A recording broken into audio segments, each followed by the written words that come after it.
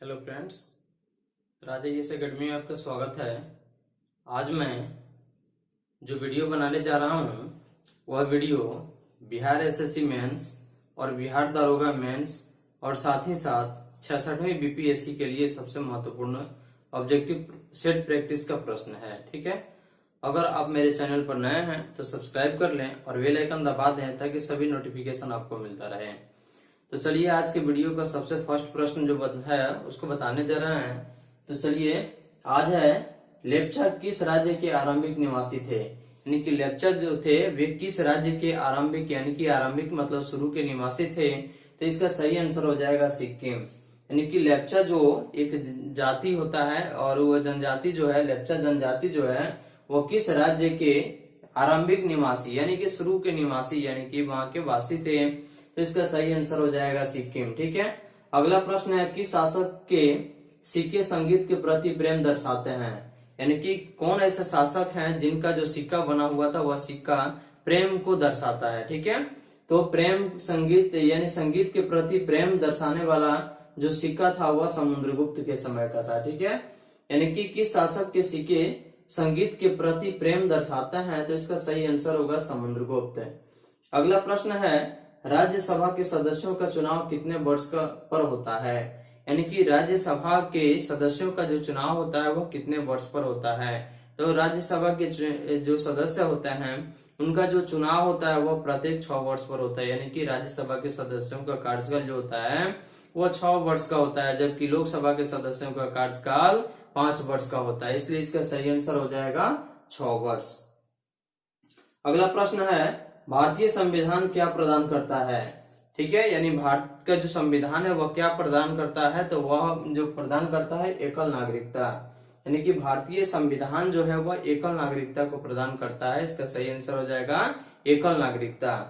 अगला प्रश्न है तृतीय पानीपत के युद्ध में मराठे किससे पराजित हुए। यानी कि तीसरा जो पानीपत का जो युद्ध हुआ था उस युद्ध में मराठा जो हारा था वह किस शासक से हारा था। ठीक है, तो अफगान शासक जो था उसी से वह हारा हुआ था। यानी कि तृतीय पानीपत के युद्ध में मराठे ने अफगान से पराजित हुए। अगला प्रश्न है 1905 ईस्वी में किसने सर्वेंट्स ऑफ इंडिया सोसाइटी की स्थापना की थी। ठीक है, तो 1905 में किसने सर्वेंट ऑफ सोसाइटी जो संगठन एक बना हुआ था उसकी स्थापना की थी। ठीक है, तो इसका सही आंसर हो जाएगा गोपाल कृष्ण गोखले। अगला प्रश्न है रूसी क्रांति के जनक कौन थे। तो इसका सही आंसर हो जाएगा V.I. लेनिन। यानी कि रूसी क्रांति के रूस में जो क्रांति हुआ था उसके शुरुआत करने वाले कौन थे। ठीक है, तो रूसी क्रांति के जो जनक थे वे कौन थे, तो V.I. लेनिन थे। ठीक है, अगला प्रश्न है 18 जनवरी 2020 को कौन रूस के प्रधानमंत्री बने। यानी कि 18 जनवरी 2020 को वर्तमान यानी कि हाल ही में 18 जनवरी 2020 को वर्तमान प्रधानमंत्री रूस के कौन बने। तो इसका सही आंसर हो जाएगा मिखाइल मिशलिस्ट। यानी कि मिस्टिन है, यानी कि मिखाइल मिस्टिन है। ठीक है, मिखाइल मिस्टिन है। यानी कि 18 जनवरी 2020 को कौन रूस के प्रधानमंत्री बने, तो मिखाइल मिस्टिन। ठीक है, अगला प्रश्न है भारत में कब, यानी कि भारत एक ऐसा देश है और भारत के कौन ऐसा राज्य है या कौन ऐसा जगह है जहां पे सबसे कम वर्षा होता है। ठीक है, तो भारत का कौन ऐसा स्थल है जहां पे वर्षा कम होती है, तो यह लेह है। ठीक है, यानी कि भारत में लेह एक ऐसा स्थान है जहां पे वर्षा कम होती है। अगला प्रश्न है गलोब पर 2 स्थानों के बीच की न्यूनतम दूरी कहाँ होती है। यानी कि गलोब पर 2 स्थानों की मध्य की जो न्यूनतम दूरी होती है वह कहाँ होती है। तो इसका सही आंसर हो जाएगा प्रधान देशांतर पर। कहाँ होगा, प्रधान देशांतर पर। अगला प्रश्न है ग्रेट उत्तरी समतल भूमि में किस प्रकार की मिट्टी पाई जाती है। तो ग्रेट उत्तरी समतल भूमि जो है वहां की जो मिट्टी है वह किस प्रकार की पाई जाती है, तो कछार मिट्टी पाई जाती है। ठीक है, तो कछार मिट्टी इसका सही आंसर होगा। अगला प्रश्न है नीली क्रांति किससे संबंधित है। तो नीली क्रांति मत्स्य उत्पादन से संबंधित है। इसका सही आंसर हो जाएगा मत्स्य उत्पादन।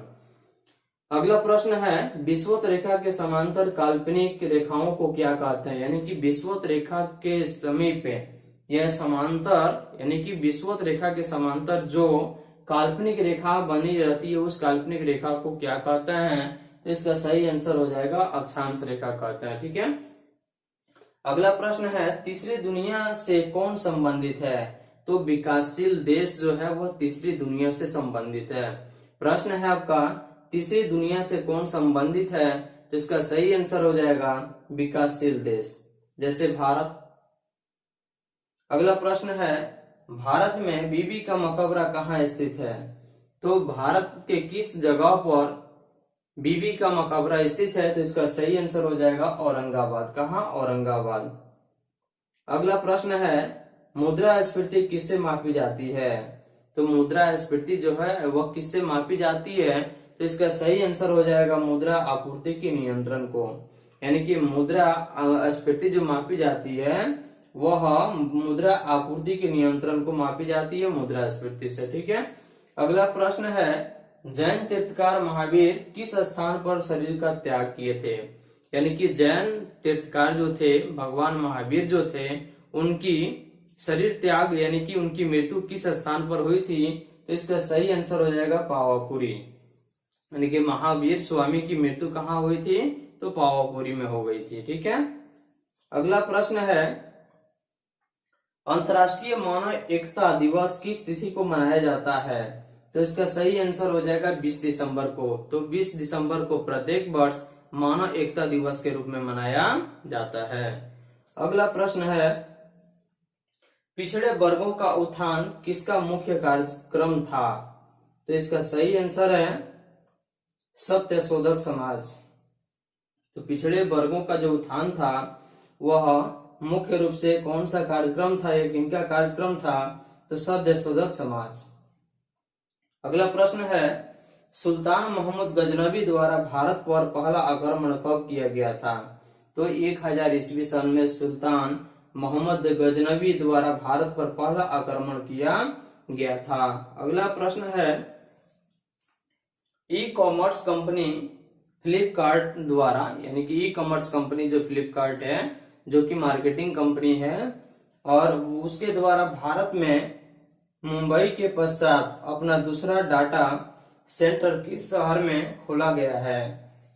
तो इसका सही आंसर हो जाएगा हैदराबाद। हैदराबाद में, यानी कि ई कॉमर्स कंपनी फ्लिपकार्ट द्वारा भारत में मुंबई के पश्चात अपना दूसरा डाटा सेंटर किस शहर में खोला गया है? तो इसका सही आंसर होगा हैदराबाद में। अगला प्रश्न है पाकिस्तान पीपुल्स पार्टी के नेता कौन थी जिसकी हत्या बम विस्फोट में हुई? ठीक है, तो पाकिस्तान की पूर्व प्रधानमंत्री बेनजीर भुट्टो जी थी और उन्हीं के देहांत हो गया था, यानी कि बम विस्फोट जब हुआ था तो उसी में उनकी हत्या कर दी गई थी और वे पाकिस्तान पीपुल्स पार्टी के नेता थी। कौन? बेनजीर भुट्टो जो कि पाकिस्तान के पूर्व प्रधानमंत्री थी। अगला प्रश्न है कोई विधेयक धन विधेयक है या नहीं, इसका निर्णय कौन करता है? ठीक है, कोई विधेयक धन विधेयक है या नहीं इसका निर्णय कौन करता है? तो लोकसभा करता है। ठीक है, कौन करता है? लोकसभा करता है। अगला प्रश्न है कागजी मुद्रा भारत में कब शुरू हुई? तो इसका सही आंसर है 1862 में, यानी कि सन 1862 में भारत में कागजी मुद्रा का प्रचलन शुरू हुआ। ठीक है, अगला प्रश्न है राष्ट्रीय ऊर्जा संरक्षण दिवस प्रत्येक वर्ष कब मनाया जाता है? ठीक है, तो राष्ट्रीय ऊर्जा संरक्षण दिवस प्रत्येक वर्ष 11 दिसंबर को मनाया जाता है। अगला प्रश्न है किस मुगल सम्राट के शासन काल को स्वर्णिम युग के नाम से जाना जाता है? तो शाहजहां इसका सही आंसर होगा, यानी कि किस सम्राट के शासन काल को स्वर्णिम युग के नाम से जाना जाता है? तो इसका सही आंसर हो जाएगा शाहजहां। ठीक है, अगला प्रश्न है अज्ञात सैनिकों का स्मारक भारत में कौन सा है? तो भारत की इंडिया गेट जो है वह जो सैनिक स्मारक जो बना है अज्ञात सैनिकों का स्मारक जो बना है भारत में वह है इंडिया गेट। ठीक है, अगला प्रश्न है लोकसभा के प्रथम प्रवक्ता कौन थे? तो इसका सही आंसर हो जाएगा जीवी मावलंकर, यानी कि लोकसभा के प्रथम जो प्रवक्ता थे वे थे जीबी मावलंकर। अगला प्रश्न है, किस राज्य ने उर्दू को राजकाज की भाषा के रूप में अंगीकार किया है? ठीक है, यानी कि कौन ऐसा राज्य है, भारत का कौन ऐसा राज्य है जिन्होंने उर्दू को वहां के अपने लोकल लैंग्वेज समझ करके, यानी कि अपनी काम काज की भाषा में उसको अंगीकार किया है, यानी कि मान्यता दिया है, तो वह राज्य है आपका जम्मू कश्मीर। ठीक है। अगला प्रश्न है, पूर्वी भारत के सुंदरवन किसका उदाहरण है? तो पूर्वी भारत में सुंदरवन जो जगह है, डेल्टा जो है, वो मैंग्रोव पारिस्थितिक तंत्र का उदाहरण है। अगला प्रश्न है, भूमध्य सागर कौन सा है? ठीक है, तो यह है अरल सागर। अगला प्रश्न है, फूट डालो और शासन करो की रणनीति किसके द्वारा अपनाई गई थी? ठीक है, तो अंग्रेज जो वायसराय जो था लॉर्ड कर्जन, उसी के द्वारा भारत में फूट डालो और शासन करो की रणनीति को अपनाई गई थी। ठीक है। अगला प्रश्न है, बर्फ जल पर क्यों तैरती है? यानी कि बर्फ जल पर, यानी कि ठोस जो बर्फ होती है वह जल पर क्यों तैरना शुरू कर देता है? तो इसका सही कारण है कि जल से हल्की होने के कारण, यानी कि बर्फ जो होता है वह ठोस अवस्था में रहता है और ठोस अवस्था में होने के कारण वह हल्की होती है, जिसकी वजह से वह पानी की ऊपरी सतह पर तैरना शुरू कर देता है। तो प्रश्न है, बर्फ जल पर क्यों तैरती है? तो इसका सही आंसर हो जाएगा जल से हल्की होने के कारण। ठीक है। अगला प्रश्न है, कौन सा रोग वायरस से नहीं होता है? तो एक टाइफाइड एक ऐसा रोग है जो कि वायरस के कारण नहीं होता है। अगला प्रश्न है, तत्काल ऊर्जा के लिए एक खिलाड़ी को क्या देना चाहिए? तो इसका सही आंसर हो जाएगा कार्बोहाइड्रेट। यानी कि जब खिलाड़ी पिच पर खेलने के लिए अगर जाते हैं तो उनको तत्काल ऊर्जा प्रदान करने के लिए कौन सा तत्व दिया जाता है? तो वो कार्बोहाइड्रेट दिया जाता है। ठीक है, तो तत्काल ऊर्जा के लिए खिलाड़ी को क्या देना चाहिए? कार्बोहाइड्रेट देना चाहिए। ठीक है। अगला प्रश्न है, कौन सी ग्रंथि शरीर का ताप नियंत्रण यानी कि नियत रखती है? तो इसका सही आंसर हो जाएगा हाइपोथैलेमस। यानी कि हाइपोथैलेमस एक ग्रंथि है जो कि शरीर के ताप को नियत रखती है। नियत मतलब निश्चित रखती है। ठीक है। अगला प्रश्न है, लोहे की सर्वाधिक शुद्ध रूप कौन सा है? तो लोहे का सर्वाधिक जो शुद्ध रूप है वह है आपका पिटुआ लोहा। कौन सा लोहा? पिटुआ लोहा। तो लोहे का सर्वाधिक शुद्ध रूप कौन सा है? तो पिटुआ लोहा है। अगला प्रश्न है, वयस्क व्यक्ति के हृदय का स्पंदन यानी कि हृदय का धड़कन कितने बार होता है? यानी कि 1 मिनट यानी कि प्रति मिनट में कितने बार मनुष्य का जो हार्ट होता है, हृदय जो होता है, उसका स्पंदन यानी कि धड़कन होता है? तो इसका सही आंसर हो जाएगा 72। ठीक है। तो वयस्क व्यक्ति के हृदय के स्पंदन की प्रति मिनट औसत दर क्या है? तो इसका सही आंसर हो जाएगा 72 बार। ठीक है।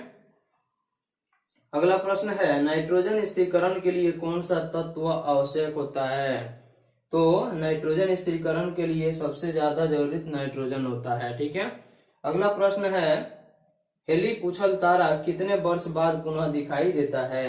तो इसका सही आंसर हो जाएगा 76 वर्ष बाद। हेली पूछल तारा जो है वो हमेशा 76 वर्ष के बाद में यानी कि फिर से दोबारा वह रिपीट होता है, यानी कि दिखाई पड़ता है। तो उसका कार्यकाल जो है वो 76 वर्ष के बाद ही दिखाई देता है। ठीक है। अगला प्रश्न है, मधुमेह किसकी कमी के कारण होता है? तो इसका सही आंसर हो जाएगा इंसुलिन की कमी के कारण। मधुमेह जो रोग होता है वह इंसुलिन की कमी के कारण होता है। तो शरीर में किसी के से अगर कोई दिक्कत होता है तो इंसुलिन की कमी जब हो जाती है तो इंसुलिन की कमी होने के कारण ही शरीर में मधुमेह नामक रोग उत्पन्न हो जाता है। ठीक है। अगला प्रश्न है, भौतिक मात्रा यानी कि रेडियोधर्मी गतिविधि की इकाई क्या है? ठीक है। यानी कि भौतिक मात्रा जो है रेडियोधर्मी गतिविधि की जो इकाई है वह क्या है? इसका सही आंसर हो जाएगा बेकुरल है। यानी क्या है आंसर इसका? बेकुरल।